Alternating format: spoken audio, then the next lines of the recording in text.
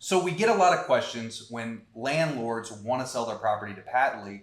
What are the tax implications for that property sale? So I'll tell you, you are taxed on the gain of your property. So if you purchased it for 100K and you sold it for 200K, you'd be liable for 100K in tax. Now, if you did repairs to that property, if you fixed a window, if you put some new flooring in, you can deduct that from your gain. So if say you put 30K into the property, your gain would only be 70K then. Now, the other two things that you've got to factor in is, are you going to pay long-term capital gains or short-term capital gains? And the answer is, how long have you held that house? How long have you owned it? And so with long-term capital gains, it's, have you owned the house for 2 years or longer? And when working with most of our clients that own rentals, most of them had the property for 2 years or longer. With long-term capital gains, you're typically going to pay 10 to 15% on your gain.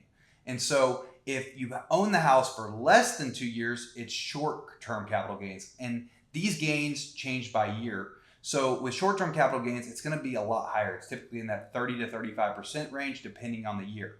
But ultimately, if you are selling your house, you are only taxed on the gain. So if you sell your house for 200,000, you're not going to be taxed on that full 200,000. It's only on the gain. And so I would bet that 95% of our clients deal with long-term capital gains, and a lot of times they put a lot of money in the property over the years, and it's ultimately not that big of a bill at 10 to 15%. So if you are selling a rental and not your personal home, there is capital gains, but can be very minimal, especially if you added some things to the property over time. Hope that helps.